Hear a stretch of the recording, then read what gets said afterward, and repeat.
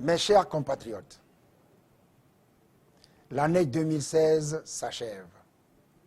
Les Togolaises et les Togolais ne voient toujours pas se réaliser la moindre de leurs aspirations profondes, relatives notamment aux réformes politiques et au développement économique et social. Toutes les initiatives engagées dans ce sens par les forces de l'alternance et du changement sont délibérément torpillées et systématiquement noyées dans les dédales obscurs des pratiques du système RPT-UNIR.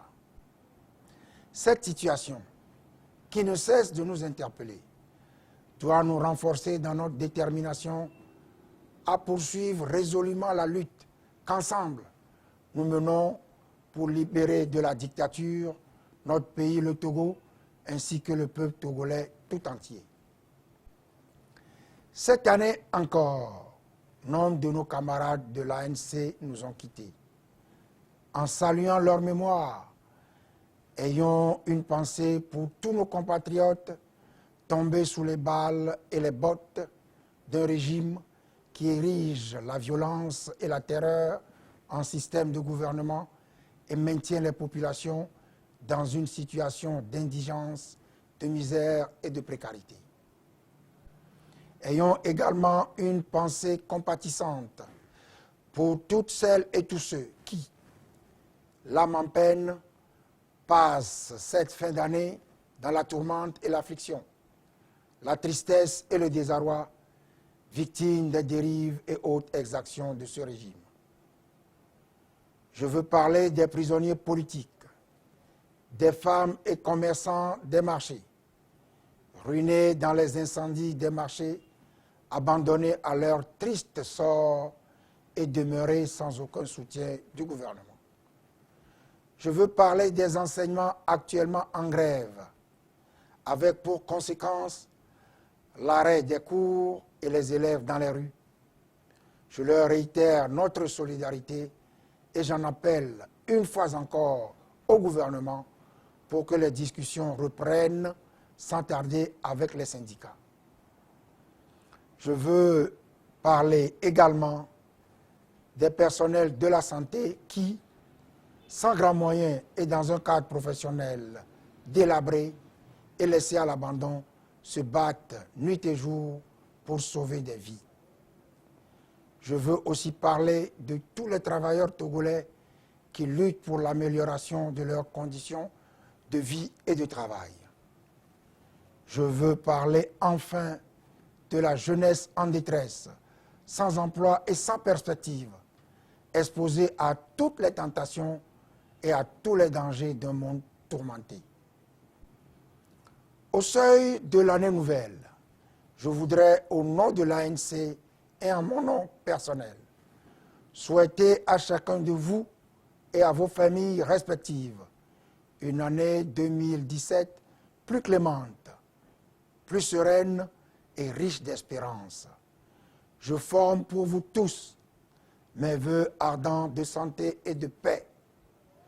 Je souhaite que l'Éternel vous bénisse dans vos projets et qu'il nous gratifie tous de la force et du courage nécessaires pour poursuivre notre combat et mener jusqu'à son terme notre marche vers la liberté. Je saisis l'occasion pour vous renouveler mon engagement personnel et celui de notre parti, l'ANC, pour la poursuite de ce combat jusqu'à la victoire finale. La victoire de la démocratie, la victoire de la réconciliation, la victoire du développement de notre pays, le Togo. Ce pays qui a plus que jamais besoin de toutes ses filles et de tous ses fils, au moment où l'histoire des peuples s'accélère partout, à travers le monde et autour de nous. Nous sommes convaincus qu'un autre Togo est possible et nous y œuvrons ensemble avec tous nos alliés, proches et lointains, dont les partis politiques réunis avec nous dans le combat pour l'alternance politique CAP 2015. Mes chers compatriotes, au mois d'avril 2015, après nos multiples efforts, tant à l'intérieur qu'à l'extérieur du pays, pour réclamer, mais en vain, la mise en œuvre des réformes politiques essentielles prescrites par l'APG, notre pays connaissait pour la énième fois un scrutin présidentiel calamiteux, organisé dans les conditions que vous savez, avec des dérives de toutes sortes, orchestrées par le régime RPT UNIR pour conserver le pouvoir. Aujourd'hui, 18 mois après cette mascarade, et alors que les échéances constitutionnelles des élections législatives se profilent à l'horizon de mai 2018, le chef de l'État s'enferme dans un refus obstiné de mettre en œuvre les réformes politiques et s'évertue à instrumentaliser le Hash-Kroun et sa présidente, ainsi que des acteurs de la vie politique et sociale pour tenter de se soustraire à ses propres engagements. De plus, à ce jour, aucune visibilité n'est donnée aux populations sur les contours réels du processus de décentralisation et encore moins sur le calendrier des élections locales auquel le gouvernement RPT UNIR s'est engagé depuis plus de 12 ans. Et le récent atelier organisé les 6, 7 et 8 décembre 2016 par le gouvernement sur la question n'aura été qu'un enfumage grotesque pour masquer les critères iniques et foncièrement tribalistes sur lesquels s'appuie le régime dans le but de pervertir un processus aussi important pour l'ancrage de la démocratie dans notre pays. L'ANC dénonce la continuation de l'imposture et entend s'y opposer fermement afin que toutes les Togolaises et tous les Togolais, à quelque partie du territoire qu'ils appartiennent, soient égaux en droit et surtout en suffrage conformément à la Constitution. En outre, les institutions impliquées dans l'organisation des élections poursuivent unilatéralement leurs travaux en l'absence de tout représentant de l'opposition, échafaudant à huis clos les stratégies de fraude électorale en faveur du parti au pouvoir. Il en est ainsi de la CENI qui, après l'exclusion arbitraire des 5 représentants de CAP 2015, depuis la présidentielle de 2015, continue de travailler en catimini à la préparation des prochaines élections. Le caractère illégal de cette CENI, dans sa composition actuelle, rend illégal et irrecevable, nul et non avenu, toute délibération et toute décision de l'institution. La HAC, dans la composition de laquelle le régime RPT s'est obstinément refusé à intégrer toute représentation de l'opposition, violant ainsi et de manière flagrante la loi portant statut de l'opposition et le règlement intérieur de l'Assemblée nationale, continue de protéger les intérêts du pouvoir en se dérobant aux exigences de sa mission, notamment lorsqu'il faut enjoindre un média public de donner suite à un droit de réponse demandé par un acteur de l'opposition. La Cour constitutionnelle reste et demeure le rempart du chef de l'État et du pouvoir RPT UNIR contre toute quête de justice et d'équité provenant de l'opposition. Elle ne rend aucune décision qui ne soit favorable au maintien en place du système RPT UNIR dont elle procède en totalité dans sa composition. Mes chers compatriotes, les enjeux de l'heure sont donc clairs.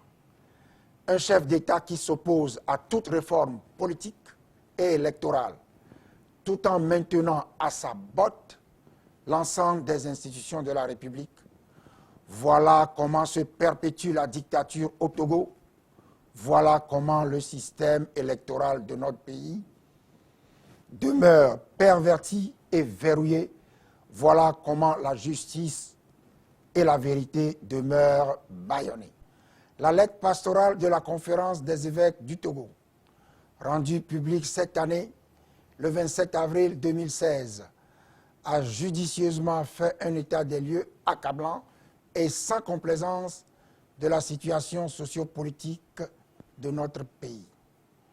Nous avons en son temps, ensemble avec la communauté des hommes et femmes de bonne volonté, salué la pertinence de cette initiative pastorale d'éveil du citoyen à la responsabilité dans la justice et dans la vérité. Nous avons également, comme sous d'autres cieux, souhaité un accompagnement moral conséquent.